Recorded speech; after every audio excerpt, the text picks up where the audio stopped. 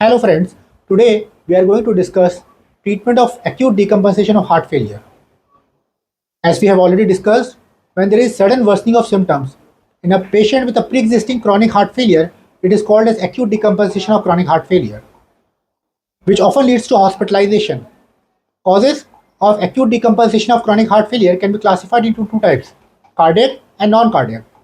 Cardiac causes may include ischemia, infarction, valvular heart disease, and non-cardiac causes may include infection, sepsis, pneumonia, renal dysfunction, anemia, thyroid disorders, and non-compliance to ACE inhibitor, beta blockers, or certain lifestyle related. For example, excess intake of salt and water. Acute decompensation of chronic heart failure is a medical emergency, and the treatment of acute decompensation of chronic heart failure can be classified into the following headlines. Number 1, immediate stabilization. Number 2, treatment of symptom related to congestion, that is volume overload. Number 3, optimization of hemodynamics. Number 4, treatment of precipitating factors. Now, coming to immediate stabilization first. So, in a patient with acute decompensation of chronic heart failure, patient is to be put on oxygen therapy, especially if oxygen saturation is less than 90%. An IV support in the form of BiPAP or CPAP may be considered in a patient who are not able to maintain saturation despite of putting patient on O2 support. Patient may require ventilatory support in case of respiratory failure.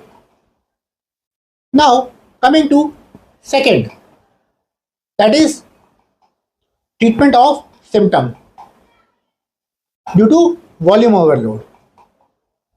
So, pharmacological therapy may include number 1, diuretics.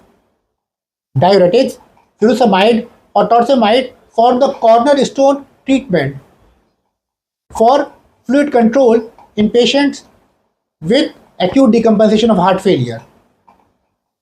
They act on sodium, potassium 2 chloride co-transporter in ascending loop of Henle, and thereby they prevent reabsorption of sodium, chloride and water, thereby causing potent diuresis.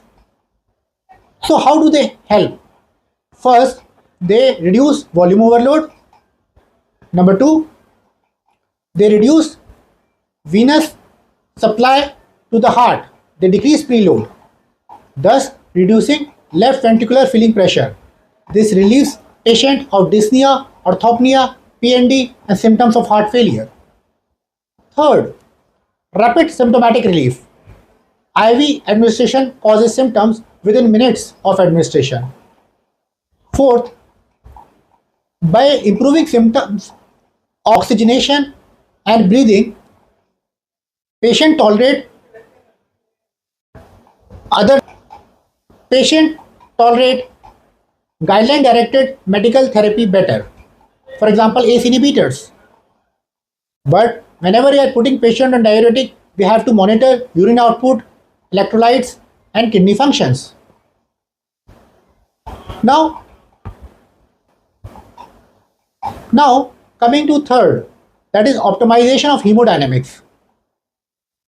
These may include number 1, vasodilators. For example, nitrates, NTG. It is to be used only when systolic blood pressure is more than 100 mmHg and no shock. They reduce preload, they reduce afterload and reduce dyspnea. Second, inotropes. For example, dopamine and dobutamine. They are to be used when there is decrease in cardiac output and hypoperfusion despite of adequate filling, but they carry risk of arrhythmia. Number 3, vasopressors. For example, noradrenaline, dopamine. They are to be used when there is a cardiogenic shock with hypotension. Now, coming to treatment of precipitating factors.